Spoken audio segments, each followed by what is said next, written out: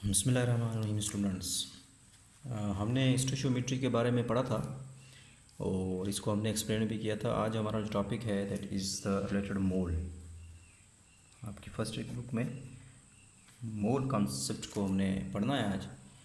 मोल आप लोग जैसा कि पढ़ चुके होंगे, नाइन्थ में आई थिंक आप लोगों ने पढ़ा होगा कि मोल की डेफिनेशन को आप लोगों ने डिफ़ाइन किया होगा। मोल क्या होता है?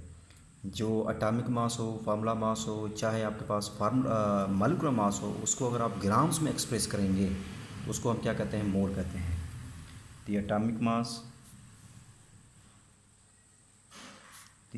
मास, formula mass and molecular mass of a substance expressed in grams। अगर आप इन सब्सटेंस का जो एटॉमिक मास हो, फार्मूला मास हो या मॉलिक्यूलर मास हो, उसको ग्राम्स में एक्सप्रेस करें देन इट इज़ कॉल्ड मोल। तो इसको हम क्या कहते हैं? मोल कहते हैं। कैसे? लेट सपोज हमारे पास एटॉमिक मास जो है वो है मीन्स के ऑक्सीजन है। हम कहते हैं कि 1 मोल ऑफ ऑक्सीजन, एक मोल जो है ऑक्सीजन है उसका एटॉमिक मास कितना होता है? इसको हम ग्राम्स में एक्सप्रेस करते हैं 16 ग्राम। तो ये क्या कहलाता है? मोल। मीन्स के उनके जो 1 मोल इन पे 1 मोल आएगा। 1 मोल ऑफ ओ मीन्स के ये एटॉमिक है। इस तरफ फार्मूला मास छोड़ देते हैं, अभी मॉलिक्यूलर मास को लिखूँ यहाँ पे। फार्मूला मॉलिक्यूलर मास है अगर 1 मोल ऑफ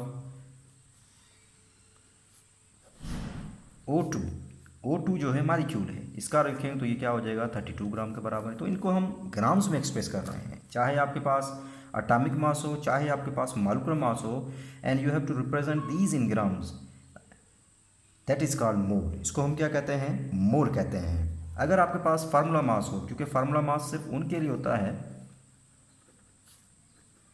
जो आयनिक कंपाउंड होते हैं, तो आयनिक कंपाउंड के लिए मॉलिक्यूलर मास या एटॉमिक मास नहीं कहलाता। उनके लिए हम क्या यूज़ करते हैं? टर्म फार्मूला मास यूज़ करते हैं। लेट सपोज हमारे पास NaCl, this is ionic compound, this is an ionic compound.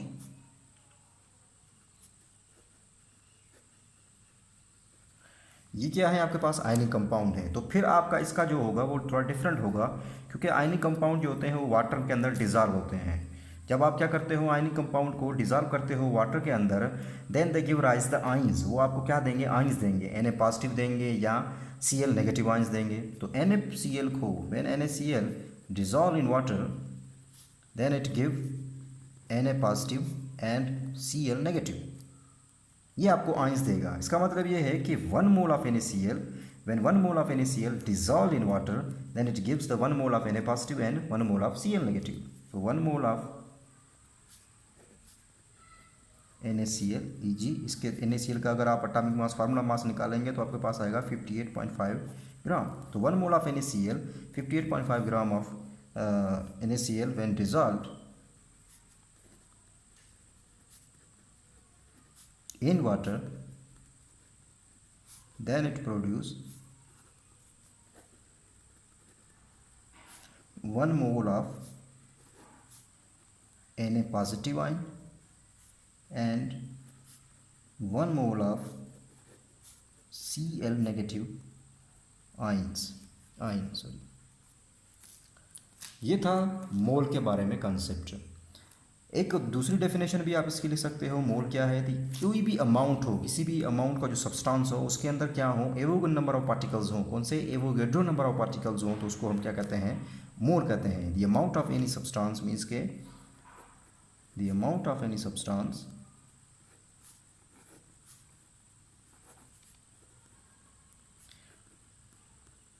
The amount, जो भी अमाउंट हो, ठीक है, the amount of any substance means कि कोई भी सब्सटेंस है उसका जो अमाउंट है, ठीक है ना, amount of substance in grams contains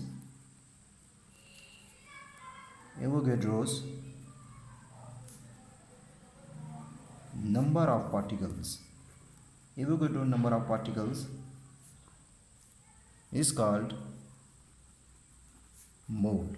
इसको हम क्या कहते हैं? मोल कहते हैं। मीन्स कि कोई भी सब्सटेंस है अगर वो ग्राम्स में है, उसका जो अमाउंट है उसके अंदर क्या हो? वो नंबर ऑफ पार्टिकल्स हों, तो उसको हम क्या कहते हैं? मोल कहते हैं।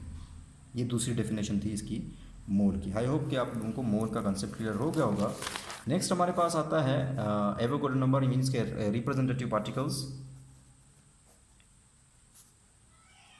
रिप्रेजेंटेटिव पार्टिकल्स, ठीक है, इसको हम कहेंगे, अभी पढ़ेंगे Avogadro's number.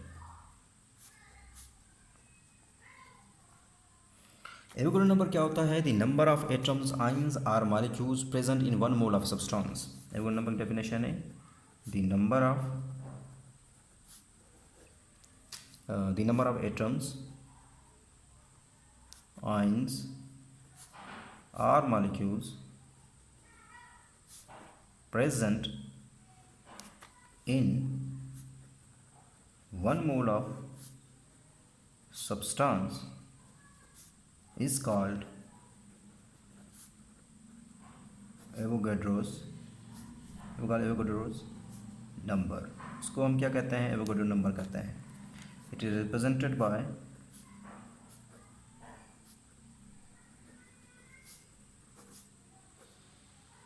symbol Ne। its value is 6.02 multiply by 10 की पावर 23। मीन्स कि एक मोल हो कोई भी सब्सटेंस का, ठीक है, चाहे एटम हो, आयंस हो, मॉलिक्यूल हो, उसके अंदर कितने number of particle, Avogadro number of particles हों, तो फिर हम उसको क्या कहते हैं? जिसका एवोगाड्रो नंबर कहते हैं। मीन्स कि आपके पास आता है 1 mole of, let suppose oxygen है, इसके अंदर कितने होते हैं? 16 ग्राम। इसके अंदर नंबर ऑफ पार्टिकल्स कितने होंगे? 6.010 की पावर 23 एटम्स होंगे। इसी तरह 1 मोल ऑफ आपके पास है वाटर है, इसके अंदर कितने होंगे? 18 ग्राम होंगे, दैट इज इक्वल्स टू 6.10 की पावर 23 मॉलिक्यूल्स, ठीक है। इस तरह आपके पास NaCl है, आयनिक कंपाउंड है, when dissolve into the water. आप इसको डिजॉल्व करेंगे वाटर में तो आपके पास क्या देगा? Na positive and Cl negative आएगा। तो 1 मोल है ये, 1 मोल ऑफ NaCl, ठीक है। NaCl का 1 मीन्स के कितने पार्टिकल्स? 6.02 मल्टीप्लाई 10 की power 23 particles dissolved in 1 mole of water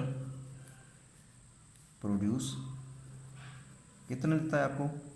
6.02 multiply 10 की power 23 Na positive and 6.02 multiply 10 की पावर 23 Cl नेगेटिव आयंस। ये था आपके पास इसके बारे में रिप्रेजेंटेटिव पार्टिकल्स मीन्स के एवोगाड्रो नंबर के बारे में। नेक्स्ट आपके पास आता है मोल कैलकुलेशन आती है। मोल कैलकुलेशंस को हमने देखना है। अब जैसा कि मैं आपको बता चुका हूँ कि 1 मोल ऑक्सीजन जो है that is equals to the कितने 16 ग्राम है, किसके बराबर है? 6.02 मल्टीप्लाई। इसी तरह 1 मोल ऑफ ऑक्सीजन अगर वो गैस है, अगर कोई चीज़ गैस में आती है तो उसके लिए आप क्या करोगे? जो 1 मोल होगा that is equals to, let suppose अगर आपके पास ऑक्सीजन गैस है, 1 मोल ऑफ O2 है, ये गैस में है, दैट इज इक्वल्स टू 32 ग्राम। तो इसके अंदर कितने नंबर ऑफ पार्टिकल्स होंगे? 6.02 मल्टीप्लाई 10 की पावर 20। और इसका जो वॉल्यूम होगा वो फिक्स होगा, वो 22.4 डेसीमीटर क्यूब होगा एट STP, ठीक है। कोई भी गैस, एनी गैस, ठीक है ना, एट STP पे कितना वॉल्यूम ऑक्यूपाई करेगी? 22.4 डेसीमीटर क्यूब। इसको हम कहते हैं मोलर वॉल्यूम। अगर आप गैस के फॉर्म में लिखोगे तो ये सिर्फ गैस के लिए होगा 22 पर, बाकियों के लिए लिक्विड सॉलिड के लिए नहीं होगा।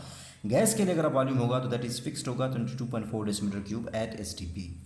तो एनी गैस, कोई भी जो गैस है, लेट्स सपोज आपके पास जो है any gas that occupy the volume of 22.414 decimeter cube at STP. STP standard temperature and pressure is called molar volume।